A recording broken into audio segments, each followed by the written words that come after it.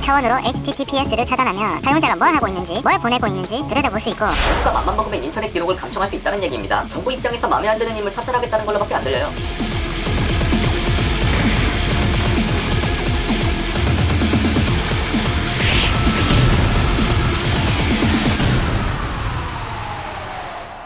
네, 그 정부가 HTTPS 접속 차단이라는 새로운 방식으로 불법 유해 사이트에 접속을 막았습니다.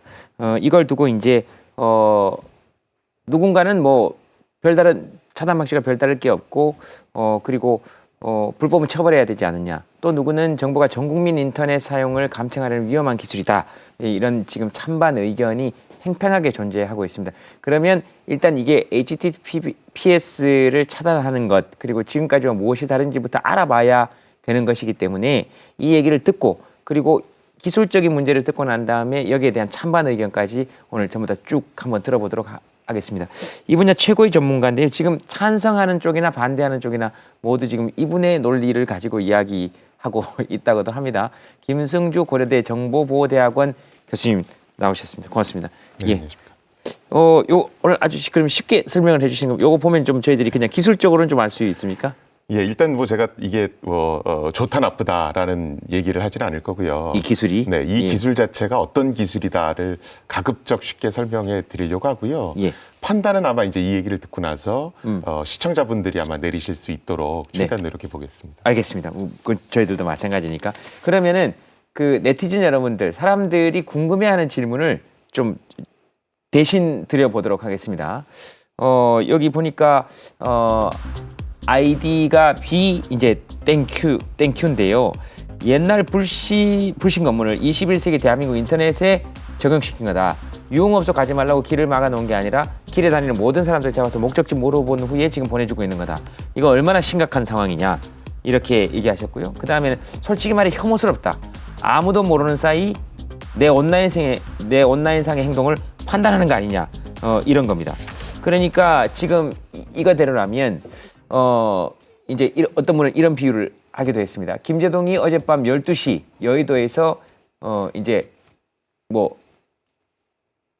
음란물을 봤다. 그러면 이제 정부가 다 알게 되는 거 아니냐 이렇게 지금 질문을 하신 분도 계시는데요. 이게 지금 질문입니다. 그러니까 요거를 또 쓰면은 이게 지금 사실이 되니까 그러니까 요런 식으로 질문했는데 그러니까 조금 더 쉽게 설명을 하기 위해서 여기 지금 실명도 넣고 했는데요. 그러니까 이게 합법적인 뭐 그러니까 이렇게 된다고 이제 문제 그러니까 내가 인터넷상에서 무엇을 했는지를 다 들여다보는 거 아니냐. 네. 그러니까 문제가 있다. 네네. 그리고 여기서 분명히 말씀드릴 것은 불법적인 음란물은 보지 말아야 된다는 건 너무나 당연한 얘기고요. 네네. 그러면 이 차단 기술이라는 게 도대체 뭡니까? 일단 뭐 용어가 워낙 많이들 나오니까 사실은 예. 논란이 훨씬 더 증폭된 것 같거든요. 네. 그래서 제가 이제 쉽게 전화번호부 예를 들어서 한번 설명을 해보겠습니다. 네. 우리가 그 보통 인터넷에 접속을 하려고 그러면 예. 화면에 이렇게 뭐 www. 어쩌고 저쩌고 이렇게 칩니다. 예. 그럼 바로 접속이 이루어지는 게 아니고 네. DNS라고 불리는 일종의 인터넷상의 전화번호부가 있습니다. 예. 거기서 해당 사이트의 위치를 파악을 하고요. 네. 그 다음에 접속이 이루어지는 겁니다. 네. 그런데 DNS 차단 방식은 저 전화번호부를 조작을 해서 네. 주소를 다른 곳으로 바꿔놓는 겁니다. 음. 그래서 내가 예를 들어 몰캠.com에 네. 접속하고 싶으면 전화번호부에 그 몰캠.com 사이트에 주소가 기록되어 있는 게 아니고 엉뚱한 그러니까 warning.or.kr 거기에 주소가 기록되어 있는 거죠. 예. 그러다 보니까 내가 원하는 사이트가 아니라 경고창으로 가게 되는 겁니다. 아, 경고창으로. 네, 요게 이제 DNS 차단 방식이라고 해서 예전부터 써왔던 방식입니다. 근데 우리 네티즌들은 굉장히 똑똑하지 않습니까? 네. 뭐 네네. 네. 그래서 어떻게 하면 도대체 이걸 우회할 수 있을까를 연구하기 시작을 합니다. 예. 그래서 국내에서 나눠주는 DNS라고 하는 인터넷 전화번호부가 조작된 것이라면 그럼 외국에서 발행한 한국 전화번호부를 쓰면 될 거 아니냐라고 생각을 합니다. 그래서 국내에서 이렇게 편집된 전화번호부가 아니라 네. 외국 사이트에서 만들어 놓은 수정되지 않은 전화번호부를 쓰는 거죠. 예. 그러면 warning.or.kr이라는 어떤 경고창으로 가는 게 아니고 바로 내가 간다는 원하는 거죠. 사이트로 바로바로 접속을 할 바로 수가 간다는 있죠. 거죠. 그렇죠. 네. 네네.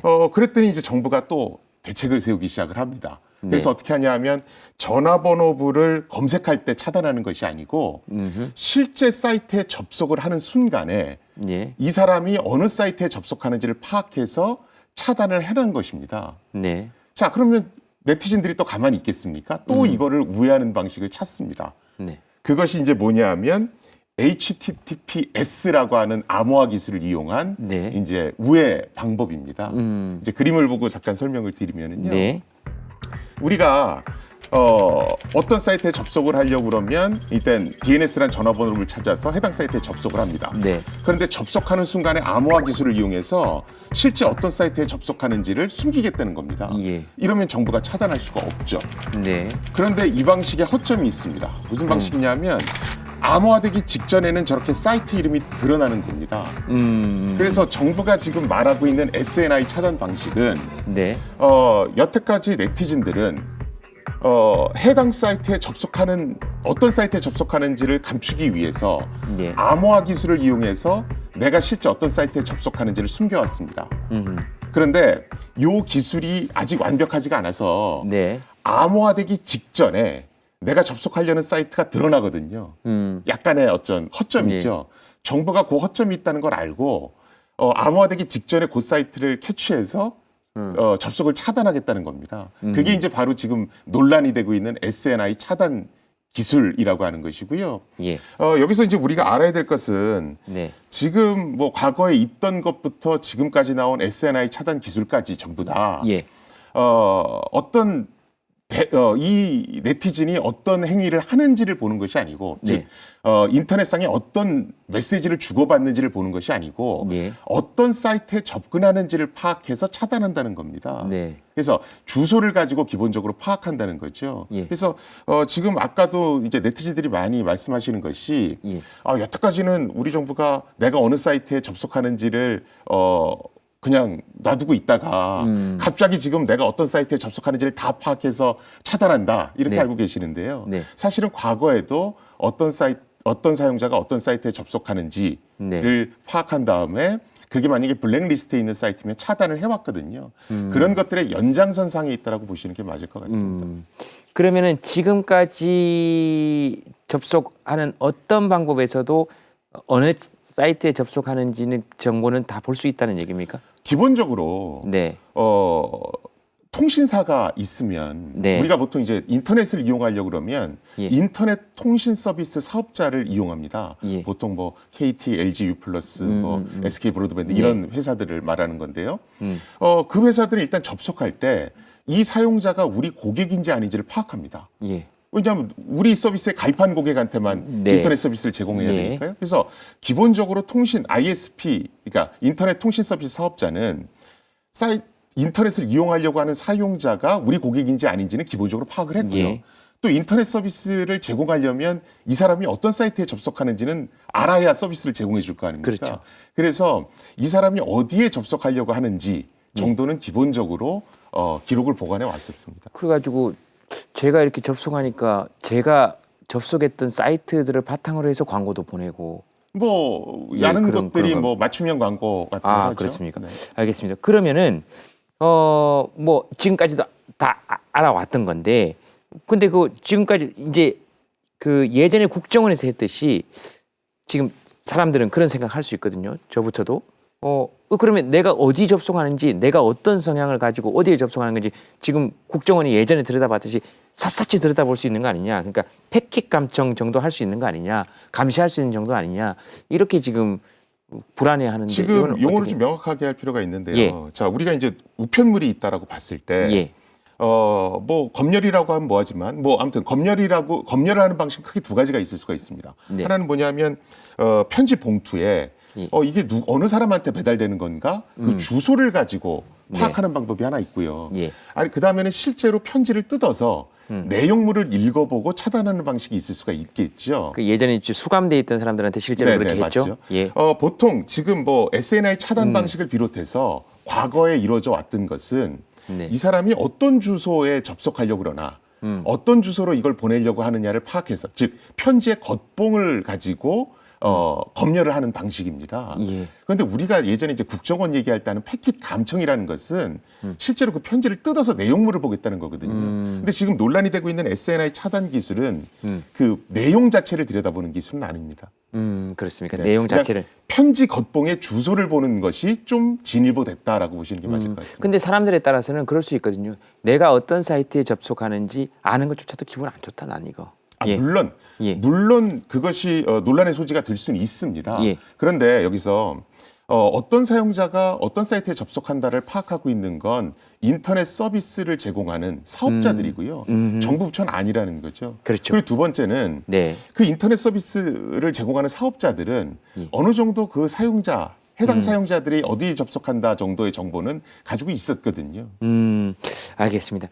그래서 일단 들어봤고 여기 하나 더 질문들을 제가 좀 들려드리도록 하겠습니다. 자, 지금은 이게 아니더라도 언제라도 악용될 소지가 너무 많은 건 사실 아니냐. 언제든 정치적 상황은 바뀔 수 있는 거 아니냐. 그 다음에 중국의 인터넷 검열도 3개 정도 막는 거에서 시작해서 정부 비판적인 내용도 다 막는 사회가 됐다. 지금의 방식으로 못 막게 되면 또 다른 방식으로 막으려 할 거 아니냐.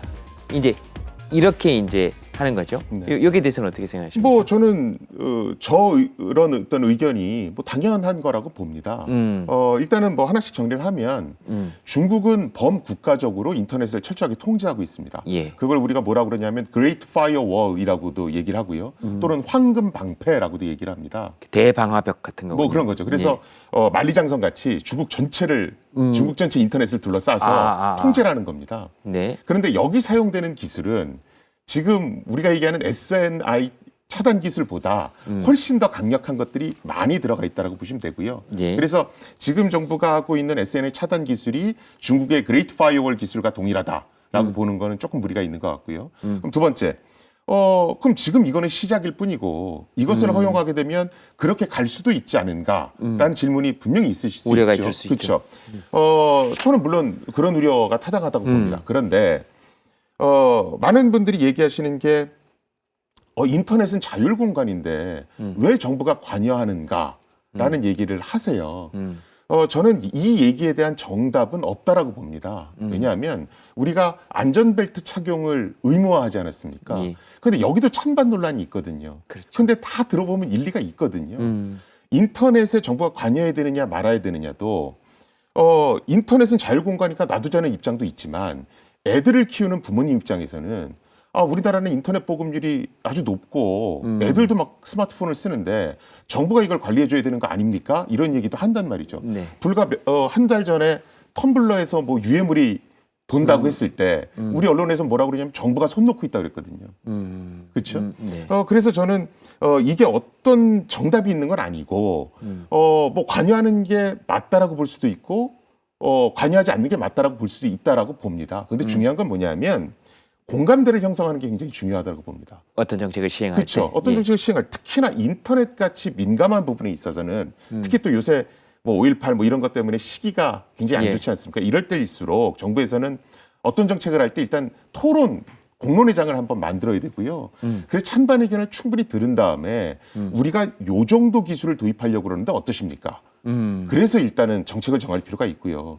두 번째는 저도 정부의 그 보도자를 봤는데 설명 자체가 너무 어렵습니다. 그러니까 이런 걸 할수록 국민 눈높이에 맞춰서 설명을 해야 되는데 그게 좀 부족했고요. 마지막으로 제가 언론에 좀 부탁드리고 싶은 것은 제가 언론 인터뷰를 항상 하다 보면 좀 이랬다 저랬다 하는 경향들을 볼 수가 있어요. 언론들이. 그렇죠. 그러니까 만약에 정부가 이런 얘기를 안 했으면 아마 음란물에 손 놓고 있다고 또 대문짝만하게 나갔을 거란 말이죠. 그렇죠? 근데 사실 어떤 기술에 대해서 좋게도 쓰일 수 있고 나쁘게도 쓸 수가 있거든요. 그래서 지금 SNI 차단 기술을 만든 정부나 이것이 악용될까 봐 우려하는 시민들이나 전부 다 건전한 인터넷 환경을 만들려고 노력하는 거잖아요. 대전제는 그렇죠. 같다는 거죠. 그렇죠. 그래서 그걸 너무 한쪽으로 몰고 갈 것이 아니고 이런 때일수록 전부 다 공론화시키고 기술이 또 뭔지를 정확히 이해해서 좀 바람직한 방향으로 가도록 노력해야 될 것 같고요. 특히나 이제 정부가 혹시나 이 기술을 오용할 수도 있으니까 계속해서 감시하는 감시의 눈은 소홀히하지 말아야 될 것 같고요. 네, 그런 시스템이 법적 시스템이 완비가 되면 더 좋겠네요. 맞겠습니다. 그런 상황이 됐을 때. 네네. 알겠습니다. 잘 들었습니다. 고맙습니다. 네, 감사합니다. 네.